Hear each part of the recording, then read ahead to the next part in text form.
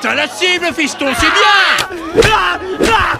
Comme c'est séduisant. Cette scène ridicule laissait Mérida profondément agacée, selon la tradition du royaume. Le vainqueur devait devenir son futur époux, mais aucun de ses princes ne lui convenait. Oh, pauvre enfant. Le dernier prince était incapable même de tirer à l'arc. C'est et sous la menace du roi, trop effrayé, qu'il réussit finalement à toucher la cible. Profitez du spectacle!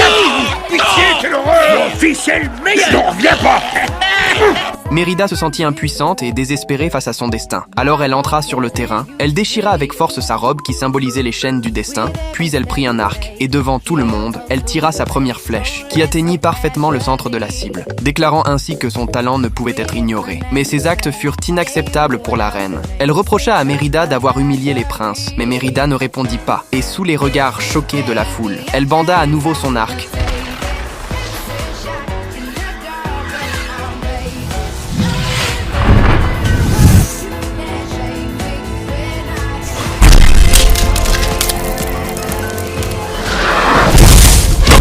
Cette flèche ne transperça pas seulement une cible, elle brisa aussi le destin imposé du silence et de l'obéissance. Et cela creusa encore davantage la rupture entre la mère et la fille. Blessée et en colère, Mérida chevaucha jusqu'à la montagne, où elle rencontra des esprits de la forêt. Ils la guidèrent jusqu'à une cabane en bois, où vivait une vieille femme sculptrice de bois. Je vous prie un bon prix pour cette merveille.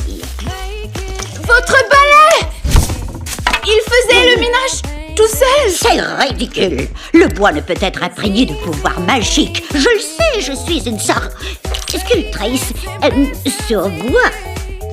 Oh, regardez un peu cette belle pièce, jeune fille. Elle a été travaillée dans un bois précieux, aussi dur que la pierre. Et il est empaillé.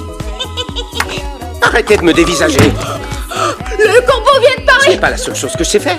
La la la la la la la la la. La sorcière, dont l'identité fut révélée, voulut chasser Mérida, mais elle refusa de laisser passer cette chance de changer son destin. Je les achète toutes!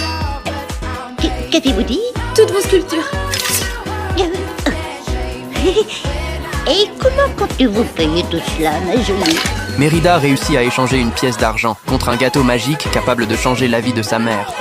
Je vous ferai livrer toutes vos sculptures d'ici une quinzaine de jours. Qu'est-ce qu'il fallait que je dise d'autre à propos du sort déjà? Avez-vous dit quelque chose à propos? Mérida offrit ce gâteau comme un cadeau de réconciliation, et sa mère le mangea, mais contre toute attente. Elle se sentit soudain mal après l'avoir mangé. Qu'est-ce qu'il y avait dans ce gâteau? Rien d'extraordinaire. Maman?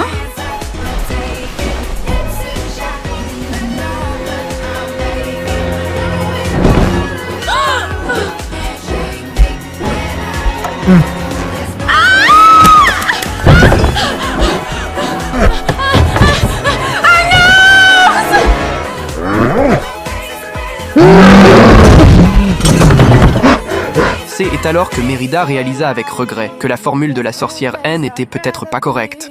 Ce n'est pas ma faute. Je ne lui ai pas demandé de vous transformer en ours. Je voulais seulement qu'il vous change. Vous...